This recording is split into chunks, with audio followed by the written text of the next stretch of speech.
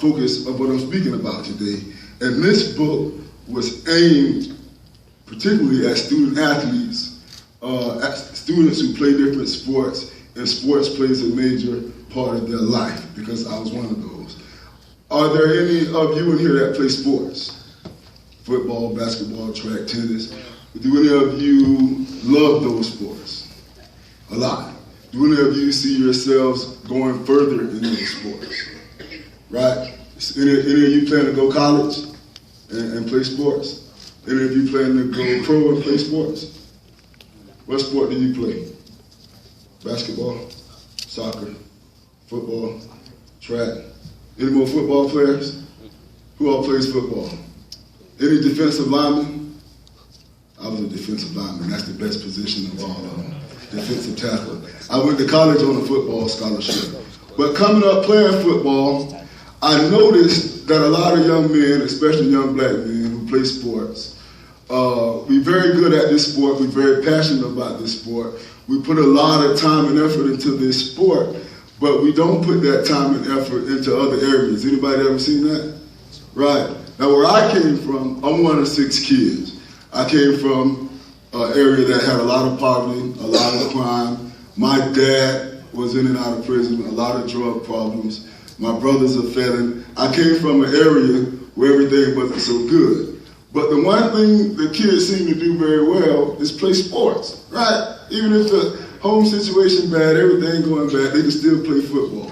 But I noticed that a lot of these kids played sports their whole life, put their whole heart and mind into the sport, and ended up with nothing to show for it, right? That's why I named the book, Nothing to Show For It. And I noticed as I watched this, Attorney Hernandez, the tight end for the Patriots, right? He was a beast for the Florida Gators. He was a beast for the New England Patriots. Fast, strong, tough on the field, but he sucks at life. You see what I'm saying? And when you're that way, that's how you end up with nothing to show for it. Because now, for all his touchdowns, for all his passes that he caught, all the blocking that he did, what does he have to show for it? Nothing, right? So this book is aimed to keep young athletes from ending up like Attorney Hernandez, from ending up with nothing to show for it. Let me ask you a question. How many of y'all have an uncle or a dad or an older cousin or a brother now, and he played sports back in high school, and he's still talking about what he did in high school, what he did in Little League 10, 15 years ago, still talking about it and can't get over it? How many of y'all have somebody like that in y'all family, right? That's pretty pitiful.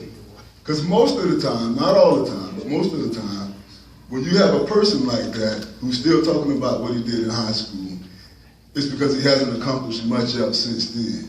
You see what I'm saying? And you don't want to be that way. Now, if you get this, I have some more copies of the book, and I'm going to give a couple of them away. But if you get this book, the first reason that a lot of athletes end up like Attorney Hernandez and end up like your uncle who's still talking about what he did in high school, the main reason a lot of athletes end up that way is trap number 1 in this book. This book lists 9 traps that mess a lot of young men up and leave them with nothing to show for it.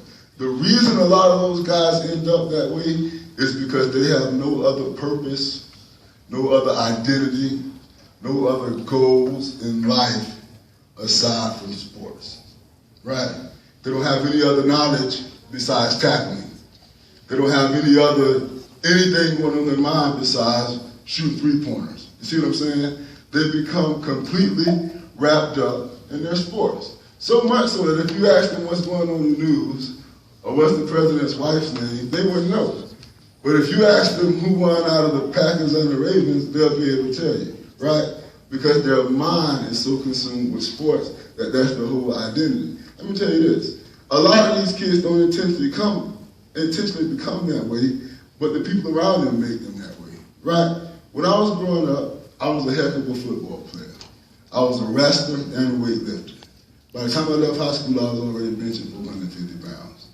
Everybody thought I was going to go to the NFL. So every time I went around my family and my friends, all they want to talk about is football, right? They ain't never asked me how I'm doing. Did I pray this morning? Did I read my Bible? You know what I'm saying? What do I want to major in when I get to college? All they want to talk to you about is football.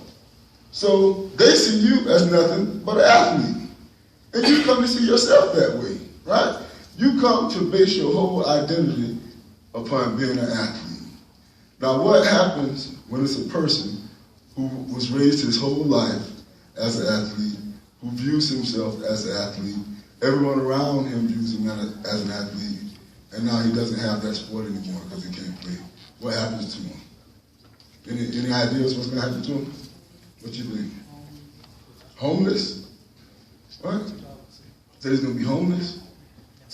That's a high possibility. What do you think? He has no identity. Correct. Anybody else? That's a good one. No identity. Homeless is right. You're going to see that's right.